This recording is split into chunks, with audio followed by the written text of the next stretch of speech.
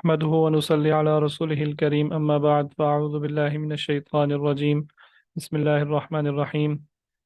خلاصہ قرآن کریم کی سیریز میں آج ہم نے 11واں پارہ پڑھنا ہے، اور اس پارے میں سورہ توبہ کا جو بقیہ حصہ ہے کچھ وہ آئے گا، اور اس کے علاوہ سورہ یونس نئی صورت شروع ہوگی، اور سورہ یونس اسی پارے میں ختم ہو کے سورہ ہود اسی پارے سے شروع ہوتی ہے۔ تو غزوہ تبوک کا تذکرہ چل رہا تھا سورہ توبہ سے۔ اس میں مزید جو احکامات اس پارے میں آئے ہیں غزوہ تبوک کے، ان کو ہم دیکھ لیتے ہیں۔ ایک اس میں تذکرہ آیا ہے مسجد زرار کا۔ یہ منافقین نے ایک مسجد بنا رکھی تھی مدینہ کے گرد و نواح میں، ایک بستی میں منافقین نے ایک مسجد بنا رکھی تھی، اور تقوی کا لبادہ اوڑا ہوا تھا انہوں نے، اور وہی اپنے آپ کو بڑا نیک اور پارسا تصور کر رہے تھے۔ اور وہاں اس مسجد میں بیٹھ کے دراصل یہ لوگ اسلام کے خلاف سازشیں کرتے تھے۔ تو اس مسجد کو اللہ تعالیٰ نے بے نقاب کیا ہے، اور اللہ تعالیٰ نے مسجد قباء کی تعریف کی ہے، لَمَسْجِدٌ أُسِّسَ عَلَى التَّقْوَى من اول یوم احق ان تقوم فی، کہ نبی کریم صلی اللہ علیہ وسلم کو کہا گیا کہ آپ مسجد زرار میں اس میں کبھی بھی آپ کھڑے نہ ہوں، قیام نہ کریں، بلکہ وہ مسجد جو تقوی کی بنیاد پہ تعمیر کی گئی، جس کی بنیاد پہلے دن سے ہی تقوی کی بنیاد پہ رکھی گئی، وہ اس کی زیادہ حقدار ہے کہ آپ وہاں پہ قیام کریں، وہاں پہ نماز پڑھیں۔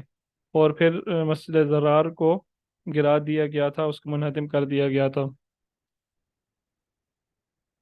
اور غزوہ تبوک کے بارے میں نے آپ کو بتایا تھا کہ غزوہ تبوک پہ جانے سے پہلے بھی بعض لوگ معذرتیں لے کے آئے تھے، عذر لے کے آئے تھے، اور ان میں سے اکثر جو ہے وہ منافقین تھے، اور کچھ لوگ بعد میں جب نبی کریم صلی اللہ علیہ وسلم واپس آ گئے تو اس وقت بھی بہت سے لوگ یہ نبی کریم صلی اللہ علیہ وسلم کے پاس آئے جی کہ ہم فلاں وجہ سے نہیں جا سکے، فلاں وجہ سے نہیں جا سکے، عذر کرتے رہے۔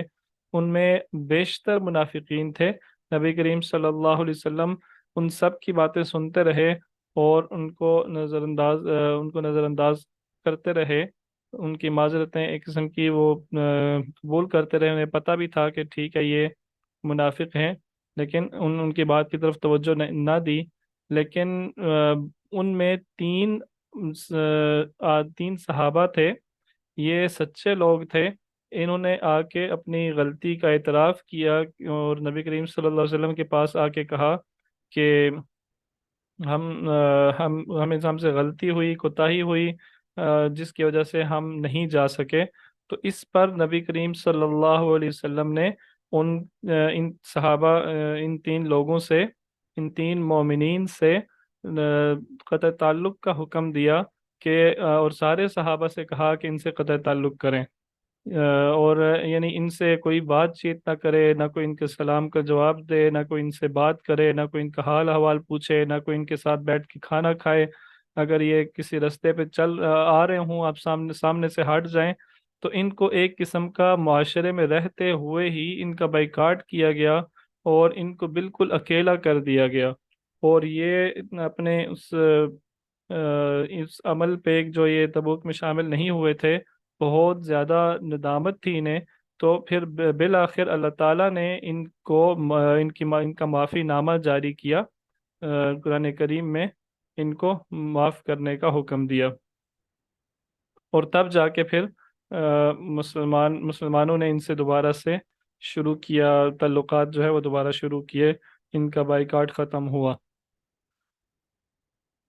اچھا، ایمان لانے والوں کی جان اور مال کا سودا، کہ جو آدمی ایمان لاتا ہے، جو آدمی اسلام قبول کر لیتا ہے، اللہ تعالیٰ اس کی جان اور اس کی مال خرید لیتے ہیں۔ اب یہ جان اور مال اس کی اپنی نہیں ہوتی۔ ان اللہ اشترى من المؤمنین، اعوذ باللہ من الشیطان الرجیم، ان اللہ اشترى من المؤمنین انفسهم واموالهم بان لهم الجنہ، اللہ تعالیٰ نے مومنوں کے جانیں اور ان کے مال خرید لیے ہیں۔ کس چیز کے بدلے خرید لیے ہیں؟ بِأَنَّ لَهُمُ الْجَنَّةِ، جنت کے بدلے۔ یعنی اللہ تعالیٰ نے ان مومنوں کے جان اور مال کی قیمت کیا لگائی ہے؟ जन्नत लगाई है। तो अब हम हमारी जान जो है ये हमारी नहीं है, हमारा माल जो है ये हमारा नहीं है, बल्कि अल्लाह का माल है। और हमें अपनी जान और माल अल्लाह के रास्ते में ही खर्च करनी चाहिए, अल्लाह की फर्मा बरदारी में ही सर्फ करनी चाहिए, अल्लाह ताला की नाफरमानी में इसको खर्च नहीं करना चाहिए। और ऐसा अगर हम करेंगे तो इसके बदले में अल्लाह ताला ने हमसे जन्नत का वादा किया है, तजरी मिन तहतिहल अनहार, जिनके नीचे नहरें बह रही हों। युकातिलून फी सबीलिल्लाह, इसी आयत के इसी आयत में आगे आता है, युकातिलून फी सबीलिल्लाहि फयक्तुलून व युक्तलून। अच्छा, ये आगे तजरी मिन तहतिहल अनहार नहीं है, ये मैंने अपने पास से लगा दिया। इन्नल्लाह अश्तरा मिनल मुमिनीन अनफुसहुम व अम्वालहुम बिअन्न लहुमुल जन्नह, बेशक अल्लाह ताला ने मोमिनों की जानें और उनके माल खरीद लिए हैं, बिअन्न लहुमुल जन्नह, इसके बदले कि उनके लिए जन्नत है। युकातिलून फी सबीलिल्लाह, ये अल्लाह के रास्ते में लड़ते हैं, किताल करते हैं। फ़यक्तुलून व युक्तलून, और ये काफिरों को कत्ल करते हैं और ख़ुद भी कत्ल हो जाते हैं, अपनी जानें खपा देते हैं। वादन अलैहि हक्कन फित तौरात वल इंजील वल कुरान, इस चीज़ का वादा उनसे तौरात में भी किया गया, इंजील में भी किया गया, और अब कुरान में भी किया जा रहा है कि जो आदमी ऐसा करेगा उन उसके लिए जन्नत जो है ये वाजिब हो जाएगी। ये अल्लाह का वादा है, और अल्लाह ताला का वादा, अल्लाह ताला हमेशा अपना वादा सच्चा कर दिखाते हैं। अल्लाह ताला के महबूब बंदों की सिफात। अल्लाह ताला के महबूब बंदों की क्या सिफात हैं, इसी से अगली आयत देखें। अत्ताइबूना, तौबा करने वाले। अल-आबिदूना, इबादत करने वाले। अल-हामिदूना, अल्लाह ताला की हम्द करने वाले, अल्लाह ताला की तस्बीह करने वाले। अस्साइहूना, सयाहत करने वाले। अब देखें, सयाहत का लफ्ज़ आया है, टूरिज्म का लफ्ज़ आया है, तो ये महज सयाहत नहीं है, बेमकसद सयाहत नहीं है, लेकिन बल्कि अल्लाह की गर्ज, अल्लाह के लिए ज़मीन में चलना फिरना, इसको इसका जिक्र है इसमें। यानी हम अल्लाह ताला के लिए कहीं पे पता लगे जी कि कोई इल्मी मजलिस हो रही है, अल्लाह के लिए हम चल के वहाँ चले जाएं। और कहीं पे पता लगे कि दीन का इल्म सीख वहाँ पे पढ़ाया जा रहा है, तो दीन का इल्म सीखने के लिए चले जाएं, किसी को दावत देने के लिए चले जाएं। तो इस तरह की जितनी भी चीज़ें हैं, ऐसे लोग जो हैं जो इन कामों में मसरूफ़ होते हैं, अल्लाह ताला के लिए एक जगह से दूसरी जगह ये ट्रैवल करते हैं। अर्राकिऊना, रुकू करने वाले, अल्लाह के हुजूर झुकने वाले। अस्साजिदूना, सजदे करने वाले। अल आमिरून बिल मारूफ, नेकी का हुक्म देने वाले। वन्नाहूना अनिल मुनकर, और बुराई से रोकने वाले। वल हाफिजून लिहुदूदिल्लाह, और अल्लाह ताला की हदूद की हिफाजत करने वाले, यानी शरीयत के पाबंद। वबश्शिरिल मुमिनीन, और बशारत ऐसे मोमिनों के लिए बशारत है। जी, आपको स्क्रीन नज़र आ रही है?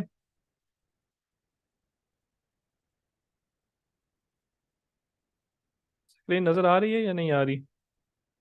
स्क्रीन में क्या नज़र आ रहा है, मुसहफ नज़र आ रहा है या स्लाइड्स नज़र आ रही हैं?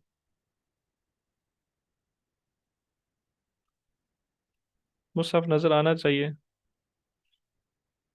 कुरान नज़र आ रहा है, ठीक है।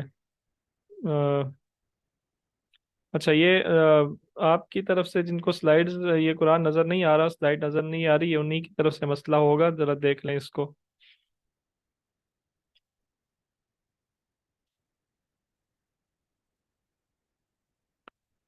मुशरिकीन के लिए दुआए मगफिरत करना जायज़ नहीं है। मुशरिकीन के लिए दुआए मगफिरत करने से मना किया गया है। मा कान लिन्नबिय्यि वल्लज़ीना आमनु अन यस्तगफिरू लिलमुशरिकीन वलौ कानू उली कुर्बा, नबी करीम सल्लल्लाहु अलैहि वसल्लम के लिए और मोमिनों के लिए ये जायज़ नहीं है कि वो मुशरिकीन के लिए करें, इस्तगफार करें, अल्लाह ताला से मगफिरत तलब करें, उनके लिए दुआए मगफिरत करें। वलौ कानू उली कुर्बा, अगरचे वो उनके करीबी रिश्तेदार ही क्यों ना हो। इससे अगली आयत में अल्लाह ताला ने इब्राहीम अलैहिस्सलाम के बारे में तज़किरा किया है कि वो अपने बाप के लिए जो मुशरिक था उसके लिए वो दुआए मगफिरत करते रहे, लेकिन जब उन पे हक वाज़े हो गया, उन इब्राहीम अलैहिस्सलाम ने कहा था کہ मैं जब छोड़ के जा रहे थे अपने वालिद साहब को, अपने घर बार को, अपने वतन को छोड़ के जा रहे थे, तो अपने बाप से कहा था कि मैं आपके लिए अल्लाह से दुआएं मगफिरत करता रहूँगा। लेकिन जब उन पे ये वाज़े हो गया कि इनको इसकी हिदायत इनके मुकद्दर में नहीं लिखी, और उसकी मौत जो है वो उनके वालिद की मौत जो है वो शिरक पे हुई, तो इब्राहीम अलैहिस्सलाम ने दुआ करना उनके लिए छोड़ दिया। अल्लाह ताला किसी को ज़बरदस्ती हलाक नहीं करते। वमा कान अल्लाहु लियुदिल्ल कौमन बअद इज़ हदाहुम हत्ता युबय्यिन लहुम मा यत्तकून। अल्लाह ताला किसी कौम को ज़बरदस्ती हलाकत की तरफ नहीं लेके जाते, बल्कि उसकी हिदायत का पूरा पूरा बंदोबस्त किया जाता है, उसको पूरा मौका दिया जाता है। हिदायत युबय्यिन लहुम, उनके लिए खोल के रोज़े रोशन की तरह, जैसे दिन में सूरज के चमकने को का कोई इनकार नहीं कर सकता, इसी तरह अल्लाह ताला इतने वाज़े अंदाज में ये हिदायत लोगों को खोल के बयान कर देते हैं। हाँ, उसके बाद अगर कोई हलाक होना अपने लिए बेहतर समझता है तो अल्लाह ताला उसको हलाक कर देते हैं।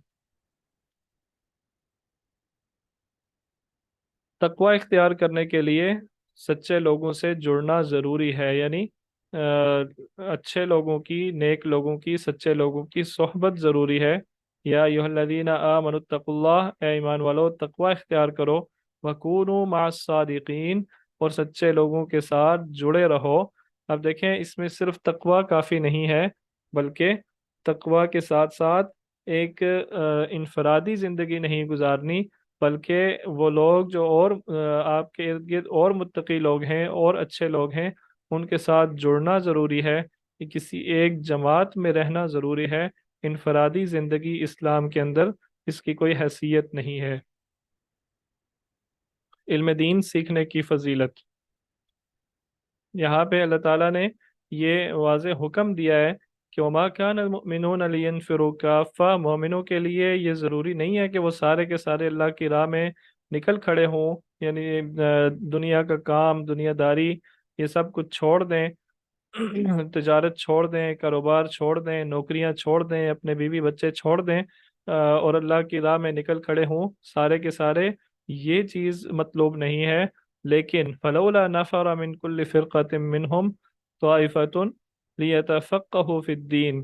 तो लेकिन ऐसा क्यों नहीं होता कि हर एक बस्ती में से, हर एक कौम में से, हर एक ग्रोह में से एक ग्रोह जो है, या कुछ लोग जो है वो अल्लाह की राह में निकलें, लियतफ़क़्क़हू फ़िद्दीन, ताकि वो दीन में तफ़क्को हासिल करें, ताकि वो दीन का इल्म सीखें गहराई के साथ, और फिर वापस आके अपनी कौम को उसकी तरफ, अल्लाह के दीन की तरफ, अल्लाह के उसके मुताबिक लोगों को चलाएं, लोगों की इस्लाह करें। तो हर बस्ती में, हर ख़ानदान में, मैं तो ये कहूँगा कि आपकी जो फैमिली है उसके अंदर किसी न किसी को, किसी एक बंदे को दीन का इल्म सीखना ये ज़रूरी है, ये उससे सीखना चाहिए, ताकि सारे के सारे ऐसा ना हो कि किसी को भी दीन का इल्म मालूम ना हो, और जब हमें कोई मसला पेश आ जाए, कुछ पूछना पड़ जाए, तो हम इधर उधर जो है वो ढूंढना शुरू कर दें। ऐसा ना हो, तो इसलिए अल्लाह ताला ने ये हुक्म दिया है कि वो हर बस्ती में, अब बस्ती का जिक्र मैं यहाँ कर रहा हूँ, अल्लाह ताला ने कहा है कि हर फिरके के अंदर, हर गिरोह के अंदर, अब ये गिरोह बड़ा भी हो सकता है, छोटा भी हो सकता है, लेकिन ऐसा नहीं होना चाहिए आजकल के दौर में कि किसी, अगर आप गांव में रह रहे हैं, अगर आप देहाती माहौल में रह रहे हैं, तो किसी बस्ती में ऐसा ना हो कि कोई बस्ती ऐसी हो जिसमें कोई भी कोई भी आलिम मौजूद ना हो। ठीक है, ऐसा ना हो।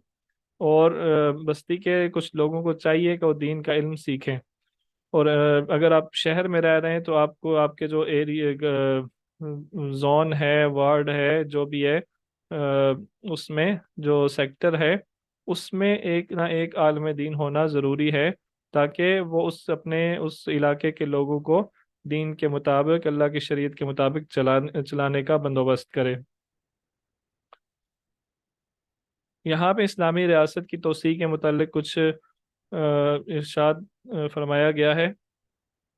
हम बाज़ लोग ये समझते हैं कि वो अगर हम एक इस्लामी रियासत एक कायम हो गई है, تو بس جہاں تک اس کی حدود ہیں بس اسی پہ اکتفا کرنا چاہیے، اور جو پڑوسی ہمارے ہیں وہ مشرک ہیں یا جو بھی ہیں، ان کا ہم یہ جو حدود بندی کر دی گئی ہے، جغرافیائی حدود جو بنا دی گئی ہیں، یہ جو قومیت، یہ جو مغربی قومیت کا تصور آ گیا ہے، اس نے ہمیں بہت زیادہ پابند کر دیا ہے۔ لیکن اللہ تعالیٰ کا کیا حکم ہے کہ یا ایھا الذین آمنوا قاتلوا الذین یلونکم من الکفار، اے ایمان والو ان لوگوں سے لڑو جو تمہارے قریب قریب ہیں، کفار جو تمہارے ساتھ ہیں، تمہارے پڑوسی ہیں، وَلْيَجِدُوا فِيكُمْ غِلْظَةً، اور یہ ضروری ہے کہ وہ لوگ تمہارے یہ کافر پڑوسی جو ہیں وہ تمہارے اندر سختی پائیں، تمہارے اندر نرمی نہ پائیں، لیکن وَاعْلَمُوا أَنَّ اللَّهَ مَعَ الْمُتَّقِينَ،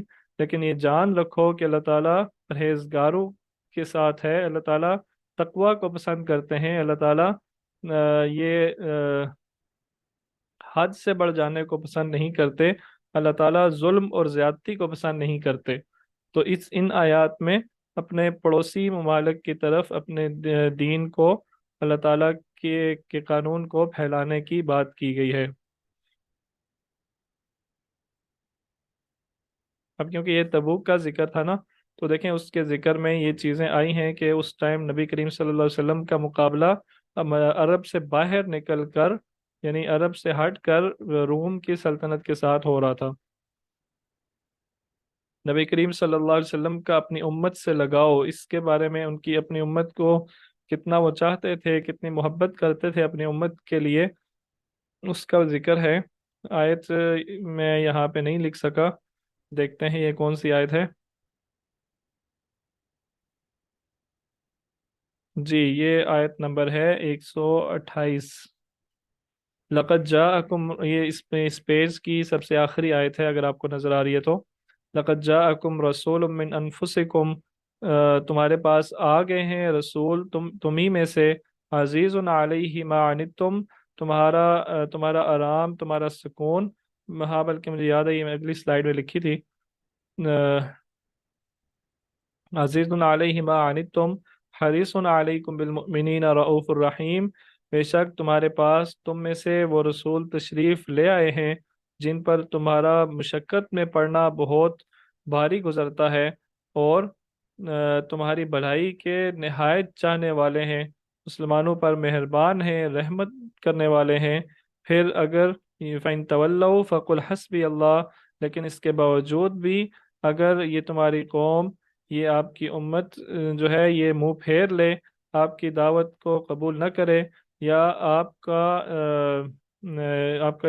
کی عزت اور آپ کا احترام نہ کرے، آپ کے اس جو سوچ ہے، اس جو جذبہ ہے، اس کی لاج نہ رکھے، تو پھر کیا ہے، اگر وہ منہ پھیر لیں تو فرما دیجئے کہ مجھے اللہ ہی کافی ہے، اس کے سوا کوئی معبود نہیں ہے، میں اسی پر بھروسہ کرتا ہوں، اور وہ عرش عظیم کا مالک ہے۔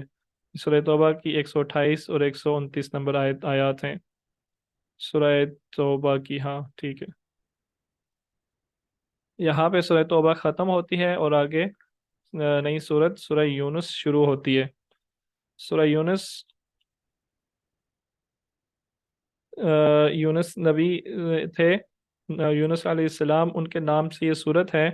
109 آیات، 11 رکوع ہیں، اور یہ مکی صورت ہے۔ تو جیسے کہ آپ کو پہلے بھی بتایا جا چکا ہے کہ مکی صورتوں میں کیا ٹاپکس ہوتے ہیں، ایمانیات یعنی توحید، رسالت اور آخرت کا ٹاپک اس میں ہوتا ہے، ہر مکی صورت میں تقریباً یہ ہوتا ہی ہے۔ اور پھر رسولوں کا ذکر، جو گزشتہ قومیں جو گزری ہیں بنی اسرائیل کے علاوہ، جو قومیں گزری ہیں بنی اسرائیل کا بھی اس میں ذکر آتا ہے، لیکن زیادہ کچھ ذکر اس میں نوح علیہ السلام کا بھی آیا ہے، اور دوسرے انبیاء کا بھی اجمالاً ذکر آیا ہے۔ ایمان اور اس کا حصول، اس کا بھی ذکر ہے، اور اللہ تعالیٰ کی طرف سے مشرکین کے لیے دو ٹوک اعلانات ہیں کچھ اس صورت میں۔ تو آئیے دیکھتے ہیں۔ مشرکین جو ہے وہ نبی کریم صلی اللہ علیہ وسلم پر اعتراض کرتے تھے، اکان للناس عجبا ان اوحینا الی رجل منہم ان انذر الناس، کہ یہ لوگ حیران ہوتے ہیں کہ ہم نے انہی میں سے ایک آدمی کو چنا ہے جو جس پر ہم نے وحی کی ہے، اور وہ لوگوں کو ڈراتا ہے، لوگوں کو ہم ڈراتا ہے کہ اللہ کی نافرمانی نہ کرو۔ تو یہ مشرکین کے بارے میں کہا جا رہا ہے کہ وہ حیران ہوتے ہیں کہ کسی ایک انسان کو، ایک بشر کو رسول بنا کے بھیجا گیا، یہ اس بات پہ حیران ہوتے ہیں۔ قرآن کریم کو بدلنے کا مطالبہ کرتے ہیں، ٹھیک ہے۔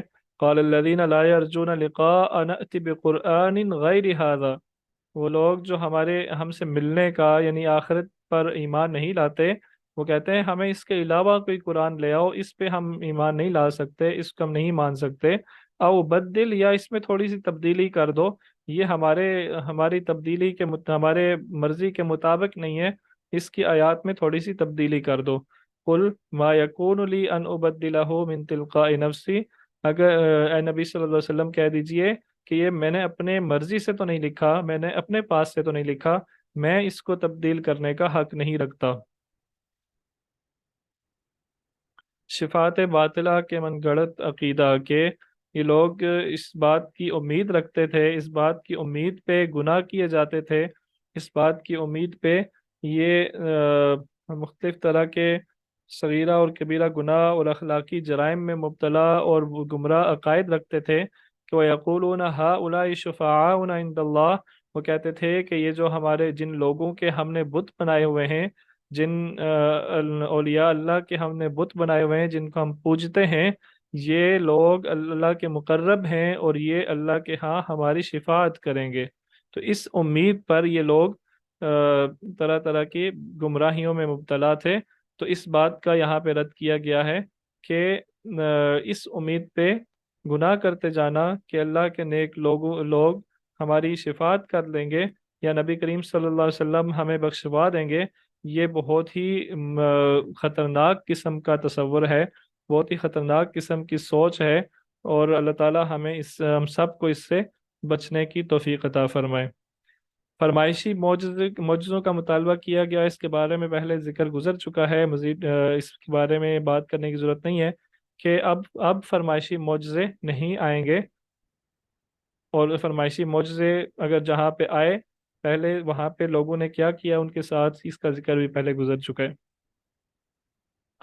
جن لوگوں کو یہ لوگ یہ سمجھتے ہیں نا کہ یہ اللہ کے ہاں ہماری سفارش کریں گے، اور اس کی بنیاد پہ یہ لوگ گمراہیوں میں پڑے رہتے ہیں، یہ لوگ بد اخلاقیوں میں اور برے کاموں میں پڑے رہتے ہیں، اس امید پہ کہ یہ لوگ ہماری شفاعت کر دیں گے۔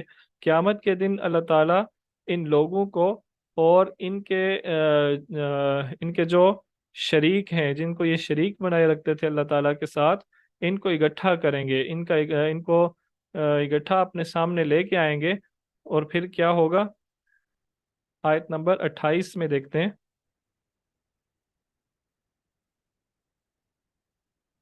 فلما نجاہم اذا ہم یبغون فی الارض، یہ نہیں ہے، 28 نہیں ہے جی۔ وقال شرکاؤہم ما کنتم ایانا تعبدون، ان کے شرکاء جو ہے وہ کہنے لگے کہ تم ہماری عبادت جو ہے کیوں کرتے تھے؟ فکفا باللہ شہید فکفا باللہ شہیدا بیننا و بینکم، تو اللہ تعالی ہمارے اور تمہارے درمیان یہ گواہ کافی ہے، ان کننا عن عبادتکم لغافلین، ہمیں تو اس بات کی خبر بھی نہیں ہے کہ تم نے ہمیں ہی معبود بنا لیا تھا۔ یہ اولیاء اللہ کے ہاں جب پیش کیے جائیں گے اور ان کے پیروکار بھی ساتھ ساتھ ملائے جائیں گے، تو اولیاء اللہ کہیں گے بدبختو، تم نے تو اللہ کی عبادت کے لیے کرنے کا کہا تھا، تم نے ہمیں ہی الٹا معبود بنا لیا۔ ان کننا عن عبادتکم لغافلین، ہمیں تو خبر بھی نہیں تھی کہ تم پیچھے کیا کرتے رہے ہو۔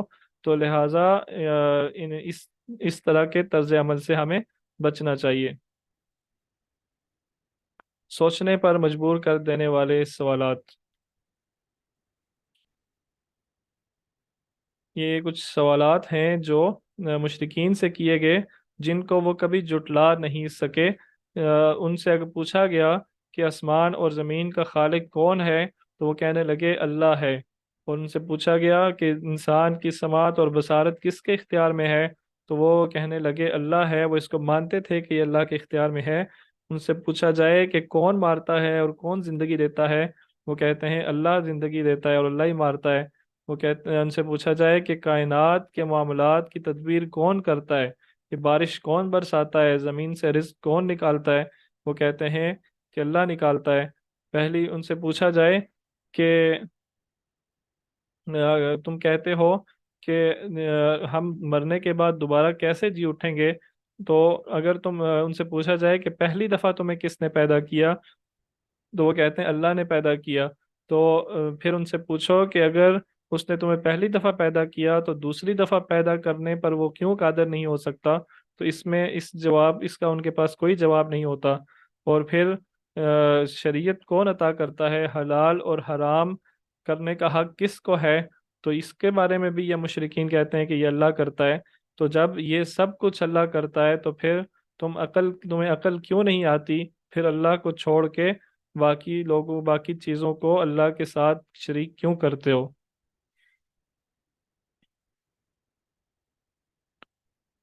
कुरान करीम के बारे में चैलेंज दिया गया कि इस जैसी कोई एक सूरत बना के ले आओ अगर तुम सच्चे हो, और इसके लिए अल्लाह को छोड़ के जिसको तुमने मदद के लिए बुलाना है, जितने बड़े साइंसदान को, जितने बड़े फिलोसफर को, जितने बड़े अदीब को तुमने बुलाना है, बुला लाओ, लेकिन अल कुरान से के साथ मिलती जुलती कोई एक सूरत ही बना के दिखा दो। और ऐसा ये चैलेंज आज तक बाकी है, कोई भी ऐसा नहीं कर सका।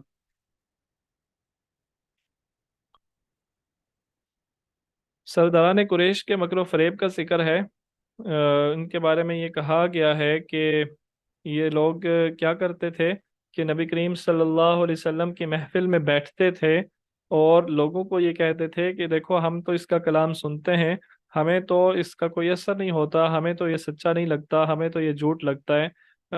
ताकि वो बैठते इसलिए थे कि कहीं ऐसा ना हो कि लोग ये कहें कि तुम तो सुनते ही नहीं हो, तुमने कभी मोहम्मद की बात नहीं सुनी, तुम्हें क्या पता कि वो सच बोलता है या झूठ बोलता है।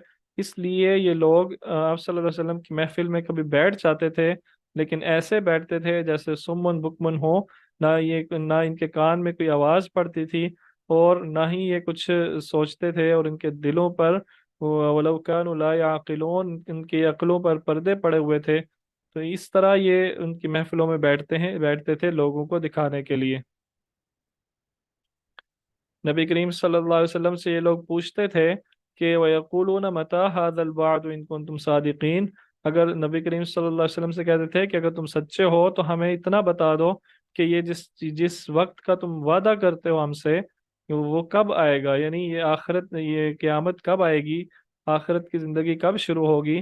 तो नबी करीम सल्लल्लाहु अलैहि वसल्लम ने क्या जवाब दिया, ला अमलिकु लिनफ्सी दर्रन वला नफ़अ इल्ला माशा अल्लाह, कि मैं अपने जान के बारे में भी किसी नफ़ा और नुकसान का मालिक नहीं हूँ, तो मैं ये कैसे तुम्हें बता सकता हूँ कि वो वक्त कब आएगा। कुरान करीम की अजमत के बारे में यहाँ पे कुरान करीम की चार सिफात बयान की गई हैं। या अय्युहन्नासु क़द जाअतकुम मौइज़तुम मिर रब्बिकुम व शिफ़ाउन लिमा फ़िस सुदूर। इस आयत को देख लेते हैं, आयत नंबर क्या है, 57। या अय्युहन्नासु क़द जाअतकुम मौइज़तुम मिर रब्बिकुम व शिफ़ाउन लिमा, मौइज़ा ये कुरान नसीहत है, व शिफ़ाउन लिमा फ़िस सुदूर ये अखलाकी बुराइयों के लिए शिफा है, व हुदा और हिदायत है, व रहमा और रहमत है। ये चार सिफात कुरान करीम की बयान की गई हैं। औलिया अल्लाह कौन है, अला इन्ना औलिया अल्लाह ला खौफुन अलैहिम वला हुम यहज़नून। आपने ये आयत तो बहुत जगह पे शायद सुनी होगी उलमाए किराम से कि औलिया अल्लाह पर ना कोई होगा और ना ही वो गमगीन होंगे, लेकिन आपने शायद इससे अगला हिस्सा नहीं सुना होगा कि कौन से औलिया अल्लाह, कौन होते हैं औलिया अल्लाह, अल्लज़ीना आमनू व कानू यत्तकून, वो लोग जो ईमान लाते हैं अल्लाह पर और तकवा इख्तियार करते हैं, अपनी ज़िंदगी तकवा की बुनियाद पर गुजारते हैं। और तकवा के बारे में तफसील में जाने की ज़रूरत नहीं है, شاید پہلے پارے میں پہلی سورہ بقرہ کی پہلی آیت میں نے اس میں تفصیل سے بات کی ہوگی کہ تقویٰ کسے کہتے ہیں۔ ان شارٹ یہ ہے کہ اللہ تعالیٰ کی فرما برداری میں، اللہ کی شریعت کی اتباع میں جو لوگ اپنی زندگی گزارتے ہیں اور اللہ پر ایمان لاتے ہیں اور اس پہ ثابت قدم رہتے ہیں، یہ لوگ ہوتے ہیں اولیاء۔ اور اس سے ہمیں یہ پتہ چلتا ہے کہ ایسا کوئی بھی آدمی، ایسا کوئی بھی شخص جو شریعت پہ نہ چلتا ہو، جو شریعت کے قوانین کو نہ مانتا ہو، اور ایسا کوئی بھی آدمی اور ولی نہیں ہو سکتا اللہ کا۔ کم از کم جو آدمی نماز نہ پڑھتا ہو، جو آدمی روزہ نہ رکھتا ہو، جو آدمی جسے جو شخص عورتوں کا، نامحرم عورتوں سے پردہ نہ کرتا ہو، نامحرم عورتوں کو دیکھنے، ان کو ہاتھ لگانے سے بچتا نہ ہو، ایسا آدمی کوئی بھی حرام کام کوئی آدمی اگر کرتا ہو تو ایسا شخص اللہ کا ولی کم از کم نہیں ہو سکتا۔ ایک عام مسلمان، ایک عام مومن، ایک عام جو ہے وہ بندہ جو فاسق اور فاجر ہو سکتا ہے، گناہ گار ہو سکتا ہے، لیکن اللہ کا ولی کم از کم نہیں ہو سکتا۔ یہ لوگ مشرکین لوگ یہ اللہ تعالیٰ کے بارے میں یہ کہتے تھے کہ اس کے بیٹے ہیں۔ یہ مشرکین مکہ، آپ اگر شاید یہ بات گزری ہے یا نہیں، فرشتوں کو یہ کہتے تھے کہ یہ اللہ کی بیٹیاں ہیں۔ تو اللہ تعالیٰ کیا کہہ رہے ہیں؟ سبحانہ، اللہ تعالیٰ پاک ہے، هو الغنی، وہ اس سے بے نیاز ہے کہ اس کی کوئی اولاد ہو۔ لہو ما فی السماوات والارض، آسمانوں اور زمینوں کی ہر چیز کا وہ مالک ہے، اسے اپنے بیٹوں کی ضرورت نہیں ہے۔ نوح علیہ السلام کا تذکرہ آیا ہے اس یہاں پہ، اور نوح علیہ السلام کے ایک وعظ کا ذکر کیا گیا ہے، ایک تقریر کا، جو اس وقت کا ذکر ہے جب یہ بالکل اپنی قوم سے بے بس ہو گئے اور انہیں عذاب کی وعید جو ہے وہ سنانے کا وقت تھا۔ اس وقت کی یہ بات ہے جب نوح علیہ السلام نے اپنی قوم سے یہ کچھ باتیں کی۔ کیا باتیں کی؟ آئیے دیکھتے ہیں۔ وَإِذْ قَالَ لِقَوْمِهِ يَا قَوْمِ إِنْ كَانَ كَبُرَ عَلَيْكُمْ مَقَامِي وَتَذْكِيرِي بِآيَاتِ اللَّهِ، اے میری قوم، میرا جو یہ منصب ہے اور میرے تمہیں اللہ کا یاد کرانا ہے، یہ تم پہ بہت اگر بھاری پڑ رہا ہے، اگر تمہارے کانوں میں یہ باتیں بہت بھاری پڑتی ہیں، وَتَوَكَّلْتُ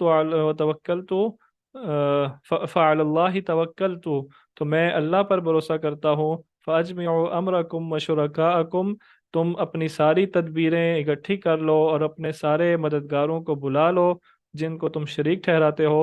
ثم لا يكن امركم عليكم غمة ثم قضوا الي ولا تنظرون، اور تم اللہ کے خلاف ان سب کو اکٹھا کر لو تو تم کچھ بھی نہیں بگاڑ سکتے، اور وہ کام ہو کے رہنا ہے جو جس کا فیصلہ کر دیا گیا ہے۔ فَإِن تَوَلَّيْتُمْ فَمَا سَأَلْتُكُم مِّنْ أَجْرٍ، اگر تم پھر بھی میرے سے منہ موڑتے ہو تو پھر کیوں منہ موڑتے ہو؟ میں تم سے کوئی کسی اجرت کا تو نہیں کہتا، میں تم سے کوئی پیسے نہیں مانگتا، تم سے تمہارا مال نہیں مانگتا، تم سے جائیداد نہیں مانگتا، تم سے عہدے نہیں مانگتا۔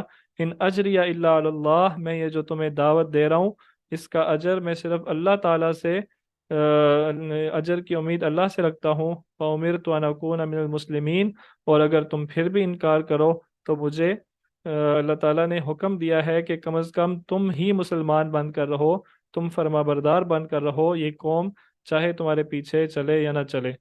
پھر ان کی قوم نے ان کی بات نہیں مانی تو پھر ان کو غرق کر دیا گیا اور کشتی والوں کو بچا لیا گیا۔ موسیٰ اور فرعون کی کشمکش کا یہاں پہ دوبارہ سے ذکر آیا ہے۔ اس میں ایک بات جو بیان کی گئی ہے جو پیچھے نہیں کی گئی، اس کو ہم دیکھ لیتے ہیں۔ فما آمن لموسى إلا ذرية من قومه على خوف من فرعون وملئه أن يفتنهم، یہ بنی اسرائیل تو موسیٰ علیہ السلام کے ساتھ تھے ہی تھے، کیا فرعون کی قوم میں کوئی ایمان لایا تھا یا نہیں؟ اس سوال کا جواب یہاں پہ دیا گیا ہے، موسیٰ پر ایمان نہیں لائے مگر فرعون کی قوم کے کچھ کچھ لوگ، کچھ ان کی اولاد میں سے، یعنی اس سے یہ پتہ چلتا ہے کہ یہ کچھ نوجوان لوگ تھے، یہ لوگ ایمان لائے، صرف چند لوگ ایمان لائے۔ اس کی وجہ یہ تھی کہ باقیوں کو خوف تھا فرعون اور اس کے سرداروں کی سزاؤں کا، جیسے انہوں نے ان جادوگروں سے کہا تھا کہ तुम ईमान ले आए हो मूसा पे और उसके रब पे, हमसे पूछा भी नहीं है, तो हम तुम्हें तुम्हें सूली पे चढ़ा देंगे, हम तुम्हारे हाथ पांव काट देंगे। तो इस तरह बाकी लोगों को ये खौफ था, इस वजह से वो ईमान नहीं लाए। हाँ, कुछ नौजवान और ये जो नौजवान होते हैं, ये इनमें जवानी का खून होता है, और ये खून जिस तरफ चल पड़े, जिस बात को सही समझ ले, ये नहीं सोचता कि उसका नतीजा क्या निकलेगा। इसलिए ये लोग ईमान ले आए, ये सोचे समझे बगैर कि फिरौन और उसके सरदार उनके साथ क्या सलूक करेंगे। तो इन लोगों ने क्या कहा, इन ये जो लोग ईमान लाए थे, इनकी क्या दुआ थी कि अलल्लाहि तवक्कलना, हमने अल्लाह पर भरोसा किया, रब्बना ला तजअलना फितनतल वक़ालू अलल्लाहि तवक्कलना रब्बना ला तजअलना। ये आयत का नंबर नहीं लिखा, मुझे मिलेगी नहीं। बहरहाल ये लोग पक्के मुसलमान बने, कुछ लोग जो नौजवान थे। जी, तो बात हो रही थी मूसा अलैहिस्सलाम को अल्लाह ताला ने ये हुक्म दिया कि वो अपने घरों को मस्जिद बना लें, या अपनी बस्ती में से कुछ घरों को मुंतखब कर लें जिसमें नमाज को कायम करें। तो ये मूसा अलैहिस्सलाम की कौम को भी नमाज कायम करने का हुक्म दिया गया था।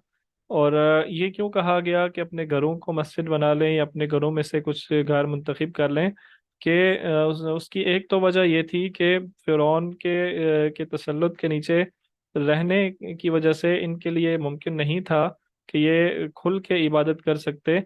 और एक बहुत तवील अरसा उन फिरौन के तसल्लुत में, ग़ुलामी में रहने की वजह से इनमें इज्तिमाई जो इबादत थी, जो नमाज बा जमात थी, उसका निज़ाम दरम बरम हो चुका था। और यही वजह थी कि इनकी इनकी जो जमीयत थी, इनकी जो जमात थी, ये मुंतशिर हो चुकी थी, और इनमें कोई डिसिप्लिन, किसी किस्म का कोई नज़्म, ऑर्गेनाइजेशन मौजूद नहीं थी। तो मूसा अलैहिस्सलाम को अल्लाह ताला ने ये हुक्म दिया कि आप अपनी बस्ती में, अपने ये बनी इसराइल का जो इलाका था जहाँ पे इनके घर थे, ये कहा गया कि आप कुछ घरों को मखसूस कर लें, या अपने घरों को, जो आपके घर हैं उनमें मस्जिद बना लें और लोगों को बुलाएं, और अपने घरों को किबला बनाएं। वजअलू बुयूतकुम किबला, और अपने घरों को किबला बना लें, यानी अपने घरों को अपने घरों में लोगों को इकट्ठा करें और नमाज कायम करें, ताकि आप में, इस बनी इसराइल की कौम में कोई ऑर्गेनाइजेशन पैदा हो, कोई जमात का तस्वर जो है वो दोबारा से उजागर हो। मूसा अलैहिस्सलाम ने फ़िरौन के खिलाफ बद्दुआ की और ये कहा कि रब्बना इन्नका आतैत फ़िरऔन व मलअहु ज़ीनतन व अमवालन फ़िल हयाति दुनिया। ए हमारे रब, तूने फ़िरौन और उसके सरदारों को इस दुनिया में आराइश और माल दे रखा है। रब्बना लियुज़िल्लु अन सबीलिक, ए अल्लाह, ताकि वो तेरे बंदू को तेरे रास्ते से भटका दें। अल्लाह, तूने इन्हें असबाब फराम किए हुए हैं। रब्बना लियतमिस अला अमवालिहिम रब्बना तमिस अला अमवालिहिम वशदुद अला कुलूबिहिम। ए हमारे रब, इनके माल बर्बाद कर दे, इनके इन वसाइल को तबाह कर दे, जिन वसाइल को इस्तेमाल में लाकर ये हमारा हमें यानी मोमिनों का रास्ता रोक रहे हैं। अल्लाह, इनके वसाइल को तबाह कर दे। वशदुद अला कुलूबिहिम, और इनके दिलों को सख्त कर दे। फला युमिनु हत्ता यरवुल अज़ाबल अलीम, इनसे अब ईमान की कोई उम्मीद नहीं है, और ये ईमान नहीं लाएंगे जब तक तेरा अजाब ना देख लें।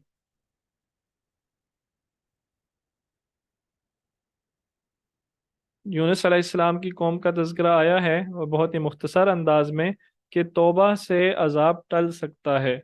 ये यूनुस अलैहिस्सलाम की कौम वो वाहिद कौम है कि जब इन पे अजाब की घड़ी आई, तो उसके अजाब आने से पहले पहले इन्होंने तौबा कर ली, और इनसे अजाब टल गया। तो इससे ये पता चलता है कि अजाब आने से, यानी अजाब के आसार शुरू होने से पहले पहले अगर तौबा कर ली जाए, तो अजाब टल सकता है। तो यूनुस अलैहिस्सलाम की कौम का ये तज़किरा है। उसके बाद यूनुस अलैहिस्सलाम जो है वो अपनी कौम में मौजूद रहे, پھر اس قوم یہ فوت ہوئے یونس علیہ السلام، پھر ان کی قوم نے دوبارہ سے نافرمانی کی، پھر ان میں اور انبیاء کو بھیجا گیا جنہوں نے ان کو تنبیہ کی، لیکن بالآخر ان کی قوم پر عذاب آیا۔ اور ان کی قوم پر کیا عذاب آیا تھا؟ وہ یہ تھا کہ ان پہ جابر قسم کے بادشاہ تسلط کیے گئے تھے، جنہوں نے ان کو سخت ترین سزائیں دی تھیں، اور ان کو قید کیا، ان کو غلام بنایا، ان کو محصور کیا تھا۔ تو یہ بھی اللہ کے عذاب کا طریقہ ہوتا ہے۔ یہ پرانے سلائیڈز ہی چل رہی ہیں، بہرحال یہ آخری پوائنٹ تھا جو ہمارا کمپلیٹ ہو گیا ہے، اور یہاں پہ ہمارا 11واں پارہ کمپلیٹ ہوتا ہے۔ یا اس 11ویں پارے سے ہی سورہ ہود بھی شروع ہو جاتی ہے، لیکن سورہ ہود کی 4 5 آیتیں صرف 11ویں پارے میں، باقی ساری وہ